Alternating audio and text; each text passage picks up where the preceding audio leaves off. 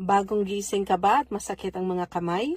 Arthritis na yan. So, umpisahan mong i-exercise ang iyong mga kamay. Ganito lang yan. Close open, 30 times. Ito ay pinapalambot ang kamay dahil kinoconvey niya ang circulation, yung pagdaloy ng dugo. Pagkatapos ng 30, i-bend mo naman yung mga daliri mo. Dahan-dahan, huwag biglain kasi masakit yan. Pagkatapos ng 30 ay ganito naman. Pagdikitin mo lang yung mga dulo ng mga daliri sa thumb.